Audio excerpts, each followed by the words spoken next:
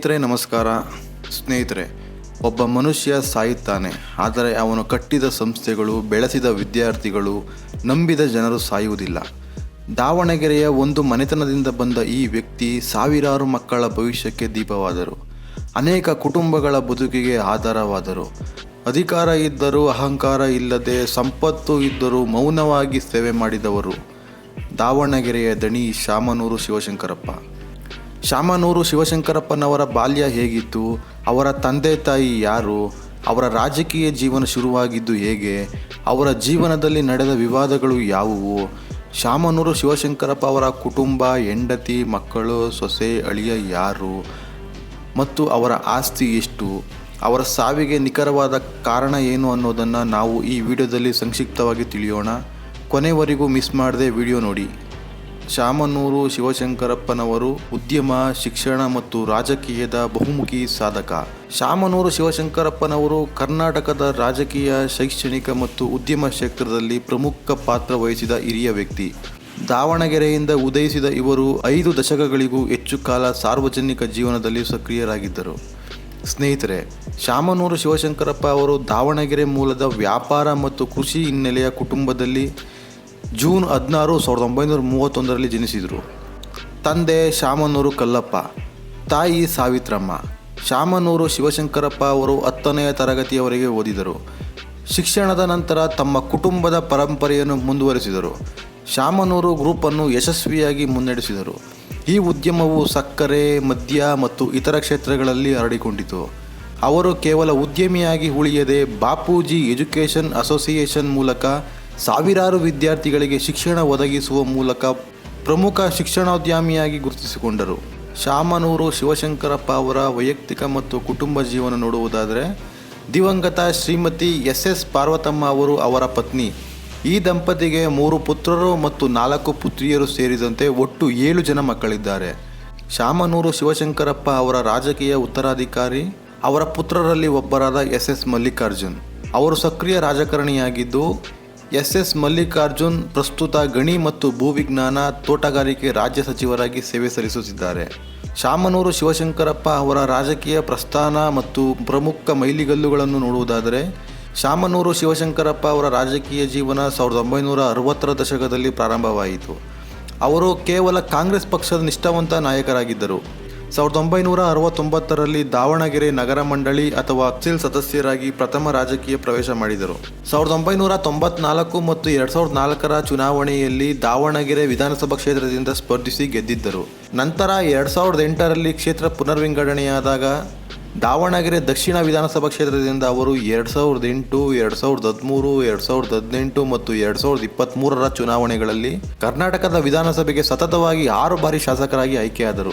ಜೊತೆಗೆ ದಾವಣಗೆರೆ ಲೋಕಸಭಾ ಕ್ಷೇತ್ರದಿಂದ 1998-99ರ ಒಂದು ಅವಧಿಗೆ ಸಂಸದರಾಗಿ ಸೇವೆ ಸಲ್ಲಿಸಿದರು. ಸಿದ್ದರಾಮಯ್ಯನವರ ಸಂಪುಟದಲ್ಲಿ 2013ರಿಂದ 2016ರ ಅವಧಿಯಲ್ಲಿ ತೋಟಗಾರಿಕೆ ಮತ್ತು ಕೃಷಿ ಮಾರುಕಟ್ಟೆ APMC ಮಂತ್ರಿಯಾಗಿ ಮಹತ್ವದ ಜವಾಬ್ದಾರಿ ನಿರ್ವಹಿಸಿದರು. ಪಕ್ಷ ಮತ್ತು ಸಮುದಾಯದ ನಾಯಕತ್ವ.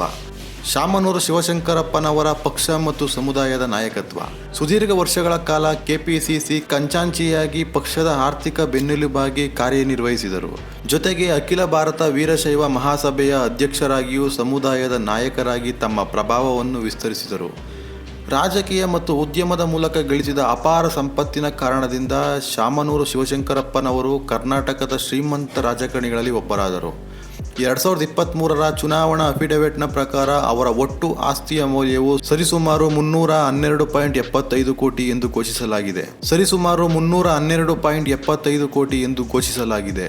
ಇದರಲ್ಲಿ ಸರಿಸುಮಾರು 17.74 ಕೋಟಿ ಹೊಣೆಗಾರಿಕೆ ಅಥವಾ ಸಾಲ ಇತ್ತು ಎಂದು ದಾಖಲಿಸಲಾಗಿದೆ. ಸುದೀರ್ಘ ಸಾರ್ವಜನಿಕ ಜೀವನದಲ್ಲಿ ಅವರಿಗೆ ಕೆಲವು ವಿವಾದಗಳು ಎದುರಾದವು. 2024ರಲ್ಲಿ ಅವರು ರಾಜಕೀಯ ವಿರೋಧ ಪಕ್ಷದ ಮಹಿಳಾ ಅಭ್ಯರ್ಥಿಯ ಬಗ್ಗೆ ನೀಡಿದ್ದಾರೆ ಎನ್ನಲಾದ ಸಾಂತ್ವನಕಾರಿ ಉಲ್ಲೇಖವು ವಿವಾದಕ್ಕೆ ಕಾರಣವಾಗಿ ಟೀಕೆಗೆ ಗುರಿಯಾಯಿತು ಮತ್ತು ಸಾರ್ವಜನಿಕವಾಗಿ ಕ್ಷಮೆ ಯಾಚಿಸಲು ಒತ್ತಾಯಿಸಲಾಯಿತು. ಶಾಮನೂರು ಶಿವಶಂಕರಪ್ಪನವರು ವೀರಶೈವ ಮಹಾಸಭೆಯ ಅಧ್ಯಕ್ಷರಾಗಿ ಅವರು ತೆಗೆದುಕೊಂಡ ಕೆಲವು ರಾಜಕೀಯ ನಿರ್ಣಯಗಳು ಪಕ್ಷದ ಆಂತರಿಕ ಚರ್ಚೆ ಮತ್ತು ಅಸಮಾಧಾನಕ್ಕೆ ಕಾರಣವಾದವು. 2008ರ ಸಾರ್ವತ್ರಿಕ ಚುನಾವಣೆಗೂ ಮುನ್ನ BS ಯಡಿಯೂರಪ್ಪನವರು ತಮ್ಮ 1 ವಾರದ ಮುಖ್ಯಮಂತ್ರಿ ಸ್ಥಾನಕ್ಕೆ ರಾಜೀನಾಮೆ ನೀಡಿ ಹೊರಬಂದ ಸಂದರ್ಭದಲ್ಲಿ ವೀರಶೈವ ಲಿಂಗಾಯತ ಸಮುದಾಯ ಸಂಪೂರ್ಣವಾಗಿ BS ಯಡಿಯೂರಪ್ಪನವರ ಪರ ನಿಲ್ಲಲಿಲ್ಲ. ಅವತ್ತು ಶಾಮನೂರು ಶಿವಶಂಕರಪ್ಪ ವೀರಶೈವ ಲಿಂಗಾಯತ ಸಮಾಜದ ಹೆಚ್ಚು ಪ್ರಭಾವಿ ನಾಯಕ ಹಾಗೂ ಅನುಭವಿ ರಾಜಕಾರಣಿಯಾಗಿದ್ದರು. JH ಪಟೇಲ್ ರವರ ನಂತರ ವೀರಶೈವ ಲಿಂಗಾಯತ ಸಮಾಜಕ್ಕೆ ಮುಖ್ಯಮಂತ್ರಿ ಸ್ಥಾನ ಸಿಗದ ಸ್ಥಿತಿ ಇತ್ತು. ಶಾಮನೂರು ಶಿವಶಂಕರಪ್ಪನವರಿಗೆ ಎಲ್ಲ ಅರ್ಹತೆಗಳಿದ್ದರೂ ಅವರಿಗೆ ಮುಖ್ಯಮಂತ್ರಿಯಾಗುವ ಆಸೆ ಇರಲಿಲ್ಲ. ರಾಜಕಾರಣ ಅವರಿಗೆ ಸಾರ್ವಜನಿಕ ಸೇವೆಗೆ ಮಾತ್ರ ಸೀಮಿತಗೊಂಡಿತ್ತು. ದಾವಣಗೆರೆಯಲ್ಲಿ ಶಿಕ್ಷಣ ಸಂಸ್ಥೆಗಳು, ಆಸ್ಪತ್ರೆಗಳು, ಉದ್ಯಮಗಳು ಸೇರಿದಂತೆ ಅವರದೇ ಆದ ಖಾಸಗಿ ಸಾಮ್ರಾಜ್ಯವೊಂದನ್ನು ನಿರ್ಮಿಸಿಕೊಂಡಿದ್ದರು. ಆದರೆ BS ಯಡಿಯೂರಪ್ಪನವರ ಮೂಲಕ ಸಮಾಜಕ್ಕೆ ಮುಖ್ಯಮಂತ್ರಿ ಪದವಿ ಒದಗಿ ಬಂದಾಗ ಇಡೀ ವೀರಶೈವ ಲಿಂಗಾಯತ ಸಮುದಾಯ BSY ಬೆನ್ನಿಗೆ ನಿಲ್ಲುವಂತೆ ನಿರ್ಣಾಯಕ ಪಾತ್ರ ವಹಿಸಿದರು. ಇದೇ ಶಾಮನೂರು ಶಿವಶಂಕರಪ್ಪನವರು 16 ಮಠಾಧೀಶರು ಹಾಗೂ ವೀರಶೈವ ಮಹಾಸಭೆಯ ಪ್ರಮುಖರನ್ನು ಸೇರಿಸಿ ಸಭೆ ನಡೆಸಿ ಪಕ್ಷಾತೀತವಾಗಿ BSYಗೆ ಬೆಂಬಲ ಘೋಷಿಸಿದ ಕ್ಷಣವನ್ನು ಯಾರೂ ಮರೆಯಲು ಸಾಧ್ಯವಿಲ್ಲ. ಪ್ರತ್ಯೇಕ ಲಿಂಗಾಯತ ಧರ್ಮದ ವಿಚಾರದಲ್ಲಿ ಸಮಾಜ ಒಡೆಯುವ ಪ್ರಯತ್ನಗಳನ್ನು ವಿರೋಧಿಸಿ ಸಿದ್ದರಾಮಯ್ಯ ಅವರ ವಿರುದ್ಧ ತೊಡೆತಟ್ಟಿ ವೀರಶೈವ ಲಿಂಗಾಯತ ಸಮಾಜದ ಒಗ್ಗಟ್ಟನ್ನು ಕಾಪಾಡಿದ್ದು ಇದೇ ಶಾಮನೂರು ಶಿವಶಂಕರಪ್ಪನವರು. ಜಾತಿ ಧರ್ಮದ ಭೇದವಿಲ್ಲದೆ ಬಡವರಿಗೆ ಆರೋಗ್ಯ ಹಾಗೂ ಶಿಕ್ಷಣ ನೀಡಿದ ಹೆಗ್ಗಳಿಕೆ ಅವರದ್ದು. ದೂರದ ಊರುಗಳಿಂದ ಶಿಕ್ಷಣಕ್ಕಾಗಿ ಬೆಂಗಳೂರಿಗೆ ಬರುವ ವಿದ್ಯಾರ್ಥಿಗಳಿಗೆ ಸಮಾಜದ ವಸತಿ ನಿಲಯಗಳಲ್ಲಿ ಉಳಿಯುವ ವ್ಯವಸ್ಥೆ ಕಲ್ಪಿಸುವ ನಿಟ್ಟಿನಲ್ಲಿ ಹಾಸ್ಟೆಲ್ ಕಟ್ಟಡಗಳ ನವೀಕರಣಕ್ಕೆ ಸರ್ಕಾರ ಹಾಗೂ ಮಹಾಸಭಾದಿಂದ ಅನುದಾನ ಒದಗಿಸುವಲ್ಲಿ ಅವರದ್ದು ಮಹತ್ವದ ಪಾತ್ರ ವಹಿಸಿದರು. ಶಾಮನೂರು ಶಿವಶಂಕರಪ್ಪನವರು ತಮ್ಮ ವಯೋಸಹಜ ಕಾರಣಗಳಿಂದಾಗಿ ಅನಾರೋಗ್ಯದಿಂದ ಬಳಲುತ್ತಿದ್ದರು. ಶಾಮನೂರು ಶಿವಶಂಕರಪ್ಪನವರು ಡಿಸೆಂಬರ್ 14, 2025ರಂದು ತಮ್ಮ 94ನೇ ವಯಸ್ಸಿನಲ್ಲಿ ಬೆಂಗಳೂರಿನ ಖಾಸಗಿ ಆಸ್ಪತ್ರೆಯಲ್ಲಿ ನಿಧನರಾದರು. ಅವರ ಸಾವಿಗೆ ವಯೋಸಹಜ ಅನಾರೋಗ್ಯ ಮತ್ತು ಬಹು ಅಂಗಾಂಗ ವೈಫಲ್ಯ ಮುಖ್ಯ ಕಾರಣವಾಗಿತ್ತು. ಹೀಗೆ ಸಮಾಜದ ಅಭಿವೃದ್ಧಿಗೆ ಅಪಾರ ಕೊಡುಗೆ ನೀಡಿದ ಶಾಮನೂರು ಶಿವಶಂಕರಪ್ಪನವರು ಉದ್ಯಮಿಯಾಗಿ, ಶಾಸಕರಾಗಿ, ಮಂತ್ರಿಯಾಗಿ ಈ ನಾಡಿನ ಸೇವೆಗೆ ಜೀವನವನ್ನು ಮುಡಿಪಾಗಿಟ್ಟಿದ್ದ ಹಿರಿಯ ಚೇತನ ಇನ್ನು ನಮ್ಮೊಂದಿಗಿಲ್ಲ. ಈ ವಿಡಿಯೋ ನಿಮಗೆ ಇಷ್ಟವಾದರೆ ನಮ್ಮ ಯೂಟ್ಯೂಬ್ ಚಾನಲನ್ನು ಸಬ್ಸ್ಕ್ರೈಬ್ ಮಾಡಿ, ಲೈಕ್ ಮಾಡಿ, ಶೇರ್ ಮಾಡಿ. ನಮಸ್ಕಾರ.